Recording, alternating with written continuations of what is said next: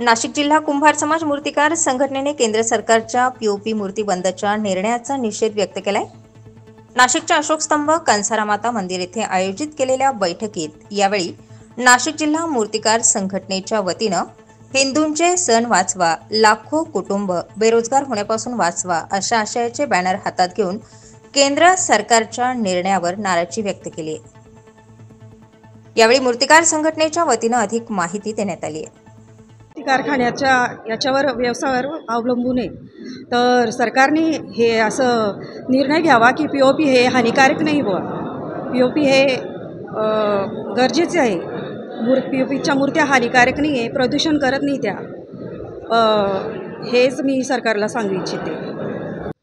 आज या महाराष्ट्र शासनाने पीओपीच्या गणपती मूर्तीवर जी बंदी आणलेली आहे आणि ज्या कोर्टाच्या नावाने जी जाचकाठी आमच्यावर लादल्या गेलेल्या आहेत, त्या सर्व उत्पादकांचं एकच म्हणणं आहे की मग जर गणपती नाही करायचे तर या घरातल्या सर्व कुटुंबांनी, या बेरोजगार सरकार यांना नोकरी देणार आहे का?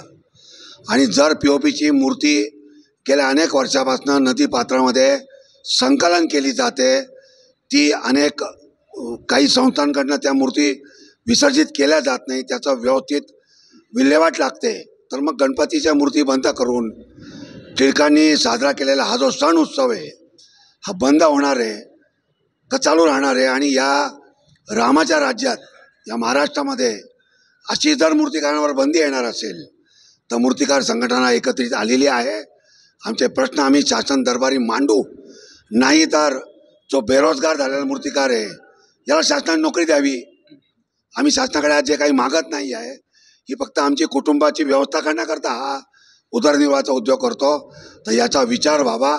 आणि गेल्या अनेक वर्षापासून मी नाशिकचा रहिवासी आहे, नदीपात्रामध्ये मूर्ती विसर्जित होत नाही, संकलित होतात। अतिशय चांगलं काम मागच्या वर्षी महापालिकेने केलेलं आहे आणि मालेगावला देखील गणेश कुंड असं उपस्थित करून तिथलं स्वविसर्जन मालेगावची नदी प्रदूषित न करता झालेलं आहे। तर याचा विचार व्हायला पाहिजे आणि या विचारानंतर आम्हाला न्याय मिळाला पाहिजे, याकरता आम्ही मूर्तिकार संघटना सर्व एकत्रित झालो आहोत। मला तर सरकारला विचारायचं आहे की जे पीओपी गणेश मूर्तींवर बंदी आणलेली आहे, तर जे लाखो कुटुंब आहे, तर ह्या कुटुंबांना रोजगार कुठून देणार आहे तुम्ही? त्याचा विचार केला आहे का शासनाने आधी? तर ज्या वेळेला सरकार म्हणते पीओपीच्या मूर्तींवर बंदी आणा किंवा हिंदू सणांवर गदा येते, तर त्या कुटुंबांचा विचार सरकारने केलेला आहे का? कारण आमच्या सगळ्यांच्या कारखान्यांमध्ये मोठ्या प्रमाणात हजारोंच्या संख्येने महिला कामगार आहे, त्या महिला कामगारांना कुठून सरकार रोजगार देणार आहे त्याचा विचार केला आहे का? आमच्या कारखान्यांमध्ये जे ज्येष्ठ कलावंत आहे त्या कलावंतांना काम कोण देणार आहे? तर हे सगळेच प्रश्न उपस्थित होत आहे, तर सरकारने ह्या गोष्टीचा विचार का केला नाही? आणि अजून एक महत्त्वाचं की उत्तर प्रदेशमध्ये योगी सरकार आहे, गुजरातमध्ये आहे, अशा बऱ्याच राज्यांमध्ये पीओपी सगळीकडे चालू आहे, पण महाराष्ट्रातच अशी बंदी का आहे? महाराष्ट्राचा हा सगळ्यात मोठा उत्सव आहे आणि गणेशोत्सवावर अशी बंदी येणं म्हणजे ही काळीमा फासणारी गोष्ट आहे। आणि मला तर असं वाटतंय का हिंदूंच्या राज्यामध्ये आणि आपल्या हिंदूंच्या राष्ट्रामध्ये एक हिंदुत्ववादी सरकार असताना असं व्हायला नाही पाहिजे। तर सरकारने ह्या गोष्टीचा विचार केला पाहिजे आणि जे महिला पुरुष किंवा जे लहान मोठे कामगार आहेत त्यांना रोजगार कुठून देणार आहे? तर मी हा सवाल एक शासनाला विचारतो। धन्यवाद। राज्य सरकारने जी पीओपी मूर्तींवरती बंदी घातलेली आहे, प्रथमतः सर्व मूर्तिकारांच्या वतीने याचा मी निषेध करतो। कारण निषेध का म्हणेल मी, का मूर्तिकारांचं कुठलंही मत लक्षात न घेता, मूर्तिकारांचं कुठेही विचारणा न करता डायरेक्ट पीओपी ही मूर्तिकारांवर लादलेली आहे। तर ती लादलेली असल्यामुळे मूर्तिकारांचं पहिले एक मत ऐकायला पाहिजे होतं कोर्टाने पण आणि राज्य सरकारने पण, तसं काही न होता डायरेक्ट मूर्ती पीओपी बंदी केलेली असल्यामुळे मूर्तिकारांचा कुठेही विचार केलेला नाही आहे। तर त्याकरिता माझं एवढंच म्हणणं आहे की मूर्तिकारांचं मत जाणून घ्यावं। मूर्तिकारांवरती आज जे उपासमारीची वेळ आणलेली आहे तर त्याचा विचार केला जावा राज्य सरकारकडनं। त्याकरिता पीओपी हे आज खूप गरजेचं आहे, कारण पीओपी जर बंद झालं तर बाकी मातीच्या मूर्त्या जर म्हटलं तर माती ही पण प्रदूषण मातीपासून पण तितकंच होतं असं म्हणायला हरकत नाही, किंवा त्यापेक्षा जास्त होतं।